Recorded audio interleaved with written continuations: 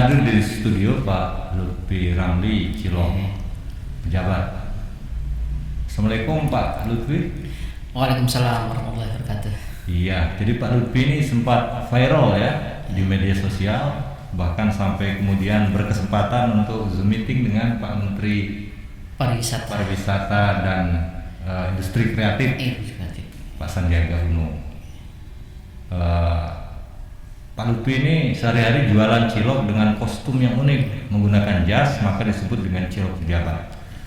Seperti apa kesehariannya ketika jualan, ini dia videonya. Pak, boleh saya bertanya Pak? Boleh. Dengan usaha UMKM seperti saya nih Pak, yang kecil, bagaimana caranya untuk meningkatkan, menumbuhkan UMKM di daerah-daerah tertentu Pak? Saya pribadi Pak sangat bahagia Pak, sangat senang, sangat terharu bisa langsung berkomunikasi dengan Menteri Pariwisata. Terima kasih. Nanti kita berikan bantuan pelatihan, pendampingan. Nanti kita ada program namanya Bergerak, Benahi Gerai Kuliner dari Cilok Pejabat. Semoga ke depan lebih bagus gerainya. Yang kedua, programnya namanya Bedakan, sehingga nanti kemasannya ciloknya akan lebih baik ke depan dan bisa untuk dikirim melalui paket-paket online. Terakhir, kita ada bantuan permodalan juga nanti melalui program bantuan insentif pemerintah. Ini nanti mudah-mudahan bisa kita koordinasikan. Saya mau nawarin jas Wonderful Indonesia yang ada logo Wonderful Indonesia, mau dipakai ya untuk mempromosikan wisata juga. Ya Pak, terima kasih. Alhamdulillah. Semoga nanti pendapatannya tambah meningkat. Amin. Amin. Ya, itu tadi videonya Pak Lutfi lagi jualan. Tampilannya jadi kelihatan agak aneh bagi orang. Pak Lutfi ya seperti apa orang melihat Pak Lutfi ketika jualan dengan jas? Iya, awal pertama kali jualan menggunakan jas, mungkin dari kampung sendiri ya, mungkin ada cemooh dari tetangga lah, dari inilah itu. Artinya sempat dicemooh. Kenapa? Ada yang beranggapan bahwa wah itu Pak Lutfi pengen jadi seorang pegawai negeri gitu jadi pegawai negeri ya. Nah, kadang ada yang saya dengar juga bahwa wah itu Pak Lutfi udah setengah gila. Iya. Jadi artinya semua cemoohan itu adalah motivasi saya. Ya, jadi. Tapi Pak Lutfi kan juga pejabat di kampungnya. Pak Lutfi ini dia kepala lingkungan. Kalau di Lombok itu kepala lingkungan itu ketua RW membawahi RT. Jadi beliau ini kepala lingkungan di salah satu lingkungan di kelurahan di Mataram ya. Tapi tetap dicemooh juga. Alhamdulillah untuk. Maksud saya dengan kostumnya yang sekarang ini jualan cilok kok pakai jas itu. Ya. Seperti apa? Terkadang sih masih ya. Masih, cuman ya cuekin aja lah. Kita juga yang berusaha kan saya sendiri, lagi usaha ini untuk keluarga. Ngapain harus malu? Kalau kita berusaha untuk keluarga. Meskipun dikatakan gila gitu ya. Iya. Saya dengar istri juga ikut mencemooh untuk pakai pakaian seperti ini di jalan itu. Iya, istri emang dari awal karena sudah melihat saya punya brand ya, branding cilok itu pejabat. Nah, itu udah malu. Iya, udah malu. Ngapain harus pakai jas? Iya, kalau emang jualannya biasa-biasa aja katanya gitu. Tapi ya, yang namanya kita berusaha apapun itu usaha kita, ngapain harus malu gitu kan? Dengan menggunakan jas seperti ini tidak sungkan lah. Bagaimana caranya kita harus kedepankan keluarga gitu. Yang penting berusaha halal untuk keluarga, dan ini juga sesuatu yang tidak salah. Tidak kan? salah, benar. Meskipun kemudian pandangan orang aneh. Iya. Bagaimana Pak Lutfi pertama kali bertemu dengan pembeli itu, seperti apa mereka meresponnya? Untuk pembeli ya, pelanggan khususnya ya. Agak gimana ya? Baru pertama kali ketemu emang pada senyum, ada yang ketawa kan, bahkan ada yang menanyakan, loh baru pulang rapat nih Pak, gitu. Oh iya. Iya, banyak gitu. Iya. Bapak ini sebenarnya pejabat atau penjual cilok? Dua-duanya. Iya. Dua-duanya. Iya. Terus? Nah, jadi kebanyakan sih dari pelanggan juga gitu. Iya. Lebih baik seperti ini Pak, rapi, bersih, kelihatan gitu. Oh iya. Ya. Jadi kelihatan higienis. Ya, jadi pelanggan semakin banyak nanti yang Percaya ya, karena percaya bersih, ya. Gitu ya, meskipun ada yang cemooh, ada juga yang ada merespon juga yang dengan baik. mensupport gitu. Iya, Pak Lutfi kan sekarang sudah dikenal orang sebagai jabat ya. Sehari-hari gimana kalau lewat di jalan atau apa gitu dengan kostum jas ini? Iya, ada pengalaman ya. Artinya kalau saya keluar rumah menggunakan jas ini ya, tanpa menggunakan gerobak ya, pernah di salah satu di jalan Erlangga, ya, entah tuh saya nggak kenal juga sih siapa, bahkan dia bertanya, halo Pak Cilok pejabat, apa kabar katanya. Tadi waktu ke studio juga ada yang Iya, waktu ke studio juga tadi di depan rumah sakit kota ya. Di sana ada tukang parkir bahkan. Halo Pak pejabat. Gitu ya, menginspirasi Iya. banyak orang ya, Iya. udah dikenal dengan itu, kreasinya Gitu. dikenal. Kalau nggak pakai jas dikenal juga? Tidak. Oh, enggak ya? Enggak ya. Nggak dikenal, Iya. wajahnya nggak dikenal ya. Pernah nggak ada orang kemudian ada yang kenali wajahnya kemudian lo kenapa nggak pakai jas atau gimana? Ada pengalaman gitu nggak? Belum. Oh, belum ada. pernah ya? Belum pernah. Pelanggan jadi bertambah nggak dengan ini Pak Lutfi? Pelanggan Penjualannya? ya, untuk pelanggan alhamdulillah sampai hari ini juga makin banyak, bahkan permintaan dari pelanggan ini itu cukup banyak ya. Pertama kemarin waktu 3 hari setelah menggunakan jas ini ada Bapak Taufan Rahmadi udah memesan juga, itu hari Taufan ketiga. Rahmadi, salah seorang pejabat ya? Pejabat ya. Nah, pejabat dia memesan Ya, juga? memesan juga. Nah, Setelah terus tahu yang viral. ya. Terus kemarin hari Senin dari Dinas Perindustrian juga sudah memesan. Gitu. Iya. Jadi alhamdulillah dengan hal seperti itu jadi motivasi saya juga kan ke depannya. Mudah-mudahan pelanggannya makin banyak. Sebelumnya dapat jualan berapa? Dari jadi berapa? dapat jualan sebelum menggunakan jas. Sebelum menggunakan jas perharinya dapat 200 bahkan 300 ribu per hari. Ya. Setelah pakai jas? Setelah menggunakan jas, alhamdulillah meningkat 2-3 kali lipat. Alhamdulillah. Gila, ini luar biasa ya dengan jas saja. Terbayar sudah harga jas ini berarti ya. Jas ini memang dibuat untuk ini atau memang jas lama? Ini jas pemberian. Sudah ada di rumah sebelumnya. Iya, sudah ada di rumah sebelumnya. Daripada nganggur dipakai saja untuk jualan. Iya, benar. Ya. Idenya dari mana Pak Lutfi kok pakai jas ini? Kalau ide itu datangnya dari kakak. Jas ada, daripada dipakai lebih baik digunakan untuk berjualan katanya. Gitu ya. Begitu ya. Pak Lutfi mikirnya gimana hari itu, langsung mau atau agak ragu juga? Enggak, sempat mikir sih. Dicoba jadi biasa aja, Iya. jadi viral. Baru pertama kali emang agak canggung ya, agak malu ya gitu.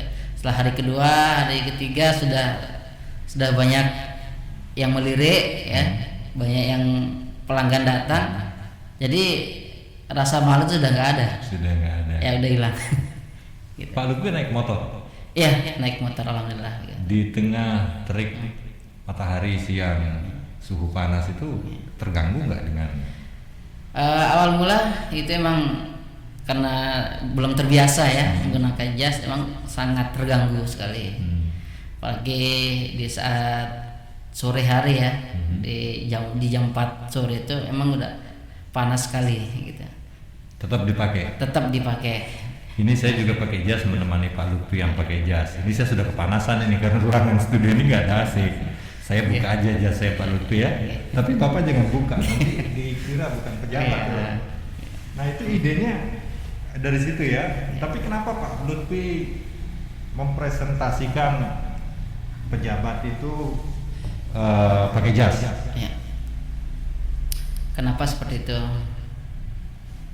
Kebanyakan dari masyarakat ya itu mengatakan bahwa seorang pejabat itu menggunakan jas, karena seorang pejabat kalau tidak menggunakan jas belum dikatakan pejabat. Jadi ukurannya jas. Iya, Oke, ukurannya jas. mantap. Iya. Jadi itu sebabnya pakai jas Iya. ya. Jadi dari sekali melihat orang, wah ini pejabat ya. Iya. Makanya namanya cilok pejabat. Cilok pejabat. Tapi apakah seharusnya memang pakai jas pejabat itu baru disebut pejabat? Oke, tidak juga sih seharusnya. Yang dinamakan pejabat itu adalah tidak dilihat dari dia menggunakan jas. Akan tetapi seorang pejabat, yang dikatakan pejabat adalah dia bisa melihat ke bawah, melihat ke masyarakatnya. Jadi tempat mengadu. Ya, tempat mengadu. Jadi tempat berharap Ya, warga. benar. Jadi bukan jasnya yang terutama, keputusan-keputusan untuk kepentingan publik itu yang utama harusnya, yang menjadi kebijakan. Kebijakannya menjadi kebijakan. Menjadi keputusan dari aksi ya, itu harusnya pejabat ya, bukan hanya jas. Ya Pak Lutfi sambil ngopi Pak Lutfi ya, kalau mau maskernya dilepas juga boleh nggak Pak? Kita ini kan sudah saling tahu sama-sama negatif kita ini COVID-19.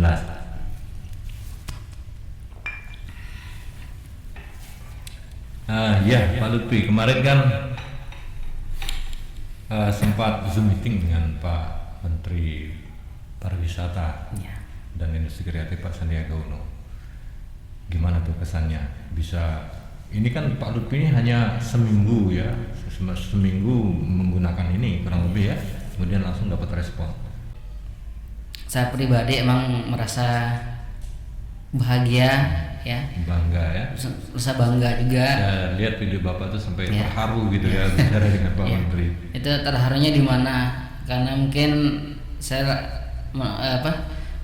UMKM kecil ya, rakyat biasa yang bisa berkomunikasi secara virtual, Secara langsung ya dengan Real time. Bapak Pariwisata. Alhamdulillah di situ tempat terharunya. Dan itu juga apresiasinya juga memberikan manfaat yang saya dengar dari video. Ya. Ada bantuan untuk UMKM ya. Dan yang penting juga saya tonton di video itu Bapak dipercaya, semacam dipercaya menjadi duta wisata. Kan dikasih jas Wonderful Indonesia. Sudah datang jasnya? Untuk jasnya belum sih datang, cuma lagi diproses ya. Artinya untuk memajukan destinasi wisata yang ada di Indonesia, alhamdulillah dengan menggunakan jas yang akan diberikan oleh Bapak Sandi mungkin akan bisa mempromosikan. Jadi Bapak Ya. sanggup ambil beban ya, amanah ini. Amanah. loh dari Pak Menteri kepada Bapak ini, pakai jas Wonderful Indonesia. Nanti jasnya juga harus diganti-ganti terus. Berapa setel jasnya di rumah? Baru satu ini saja. Oh baru satu ya. Jadi gimana tuh? Iya. Setiap hari dicuci, dulu.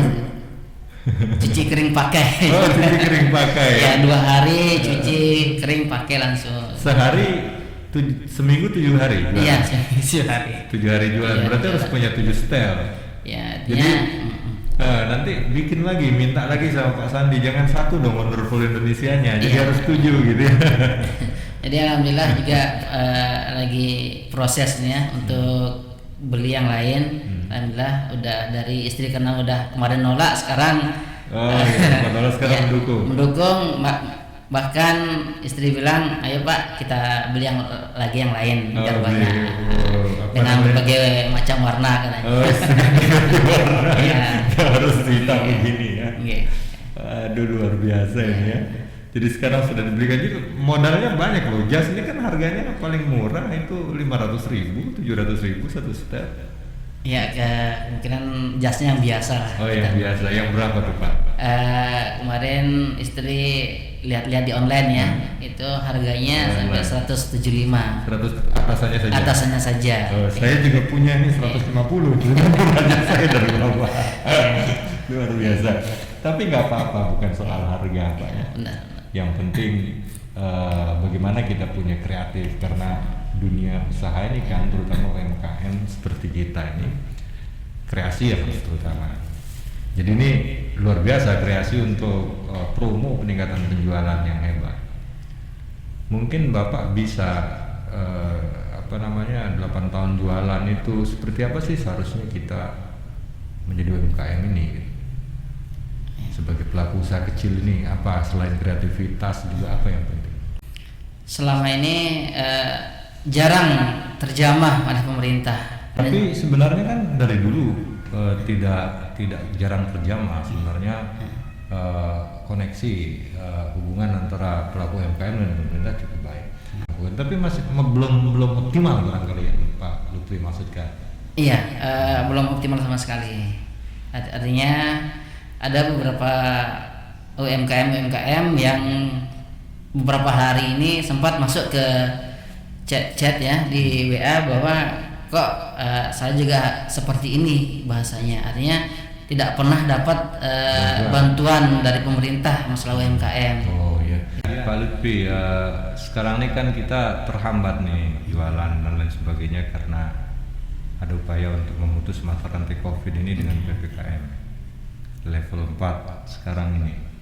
Mataram juga melakukan itu sampai tanggal 9. Seperti apa kendalanya Pak Lutfi di jalan dengan itu? Sangat berat ya. Artinya bagi pedagang-pedagang kaki lima itu tentunya beratnya itu waktu penutupan di jam malam ya, bahkan biasa jualan malam ya. Bahkan saya punya kawan di sebelah sana jualan martabak juga kan, dia bukanya jam 5:30 begitu. Nah setelah pemberlakuan jam malam ya untuk penutupan PPKM darurat ini jam 8 ya, itu bahkan dia curhat kenapa pemerintah seperti ini gitu. Hanya 2,5 jam bisa jualan. Iya, 2,5 jam. Jadi dia mengeluhkan hal itu. Ya Allah, kenapa sih pemerintah seperti ini gitu. Sedangkan kita orang kecil yang berjualan seperti ini harus tutup di jam yang bukan waktunya gitu. Sedangkan mall atau pasar itu nggak ditutup begitu ya. Pemberlakuan PPKM darurat ini mungkin ada solusi lah. Ada solusi bagi untuk UMKM seperti saya ini, bahkan untuk orang banyak lah pedagang-pedagang. Kalau pemerintah Kota Mataram kan sekarang ini dia dialihkan waktunya. Yang semula jualan malam karena ada jam malamnya, harus jualan jadi siang hari gitu. Ada upaya dari pemerintah kota untuk memfasilitasi itu di teras toko itu diberikan kesempatan untuk jualan. Bagi kita ini sebuah kreasi juga ya. Jadi kepentingan untuk memutus mata rantai COVID ini juga tidak menutup usaha rakyat. Gitu. Harusnya begitu Pak Lutfi ya. Ada satu yang mengingatkan kita, kepala daerah di Jawa, saya lupa kalau nggak salah itu bupati di mana tuh, di Sragen ya. Katanya dia itu yang dibubarkan itu kerumunannya bukan pedagangnya. Harusnya setiap daerah begitu ya Pak Lutfi, menurut Pak Lutfi. Yang dibubarkan itu adalah kerumunan karena atau bisa jadi ya kan, pedagangnya ataupun petugas dari misalnya Pol PP itu harus mengatur jarak, mengatur kerumunan. Mengatur kerumunan atau gimana caranya agar tidak pedagangnya dibubarkan. Pedagangnya tetap tapi kerumunan yang diatur. Begitu juga di pasar misalnya. Bahkan kita inginnya petugas COVID ini juga cek berapa orang kapasitas populasi yang harus boleh, misalnya 25%. Kalau sudah 25%, yang lainnya harus ngantri dulu, yang atur mereka, gitu ya Pak Lutfi ya? Iya, harusnya itu. Iya, jadi tidak seperti di daerah lain yang viral, misalkan kayak yang di Sulawesi itu ya. Kemudian di Medan itu juga kan luar biasa perlawanan itu. Bahkan di Bekasi sekarang ini termasuk juga ada protes dari pedagang dan pembeli. karena disyaratkan harus menggunakan sertifikat COVID, sertifikat vaksin, gitu. Kita berharap itu tidak terjadi di sini. Ya, mudah-mudahan lah. Ya karena tidak harusnya ekonomi juga lumpuh gitu ya. Harus dicari cara. Jadi itu fungsinya pejabat, Pak Lutfi ya. Jadi bukan hanya pakai jas saja, tapi dia memikirkan apa solusi yang tepat. Kira-kira gitu Pak Lutfi ya. Ya, emang harus seperti itu. Jadi dari pejabat ya, pastinya memberikan solusi yang lebih bermanfaat bagi pedagang, terutama dari pedagang sampai pembeli. Ya, bagaimana caranya untuk memutuskan tali rantai penyebaran COVID-19 ini. Di sisi warga juga penggunaan masker ya, protokol Kesehatan itu mesti terus dijalankan. Oke, itu tadi obrolan kita dengan Pak Lutfi. Terima kasih sudah hadir di studio podcast Orang Kampung. Semoga ini ada gunanya ya, ada nggak guna kita terus bisa mendiskusikan hal-hal yang menjadi kepentingan banyak orang, menjadi buah bibir. Terima kasih Pak Lutfi, semoga jasnya semakin gagah dengan jas itu dan tentu saja ciloknya semakin laku. Amin. Makasih, assalamualaikum warahmatullahi wabarakatuh. Waalaikumsalam.